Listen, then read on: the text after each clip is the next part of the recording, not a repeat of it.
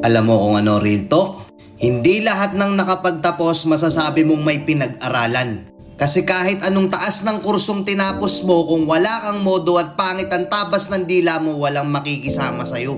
At hindi lahat ng hindi nakapagtapos wala nang mangyayari sa buhay. Mas bilib pa rin ako sa mga taong marunong rumispeto, hindi bastos. Na porket nagkaroon lang ng titulo, akala mo kung sino na. May kilala kayong ganito? Oo, marami, di ba? Naakala nila porket may hawak na silang diploma, bida na sila kagad. Pwede na nilang tapak-tapakan yung mga taong hindi nakapagtapos. Hindi naman lahat.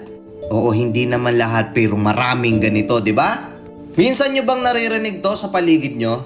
Na may isang taong kaiinisan nyo kasi ang gaspang ng ugali. Tapos gagamitin yung mga linyahan na naturingang may pinag-aralan pero walang modo. Gamit na gamit yung linyang yun, di ba? Kasi oo, totoo. Merong mga tao dito na nakapagtapos, nakapag-aral, akala mo kung sino na. Minamaliit na nila yung mga kasama nilang hindi nakapagtapos.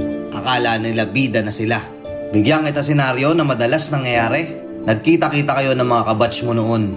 Ano purpose kung bakit kayo nagkita-kita? Yabangan ng mga narating sa buhay. Ikaw yung tipo ng tao na hindi nakapagtapos pero may diskarte. Maganda-ganda yung kinikita mo. Pero hindi mo yun sinasabi sa iba kasi ayaw mong magmukhang mayabang sa ibang tao. Alam mo yung hirap ng buhay dahil mas maaga mong naranasan yung pagsubok. Pinagkaitan ka. Pero mas pinili mong magpakumbaba at maging makatao. Nagkita-kita kayo ng mga kabatch mo noon. Sila nakatapos na.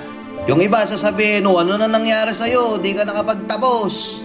Tignan mo ko ngayon, manager na. Ganda na ng trabaho ko, ikaw nandyan ka pa din. Binanatan ka agad ng ganun na hindi nila alam na mas malakas ka pa kumita sa kanila. Nangunguna yung kayabangan nila. Minamaliit ka agad nila. Nangyayari tong mga gantong senaryo na to, di ba? May mga kamag-anak ka na bidang-bida sa pamilya nyo. Kasi taas ng tinapos eh. May diploma, siya yung bida sa pamilya. Pero kapag nagkikita-kita, napakagaspang ng tabas ng dila. Hindi makatao. Akala kasi nung iba, porket nakapagtapos ka, okay lang na magbida-bida ka. Lalapitan ka na ng mga tao. Hahangaan ka na. Oo, hahangaan ka nila kung nakapagtapos ka at nanatili kang mapagkumbaba. Pero pansinin nyo, yung iba nakapagtapos lang nawala na ng respeto. Nakapagtapos lang nag-iba na ugali. Titulado lang, kala mo walang pinag-aralan.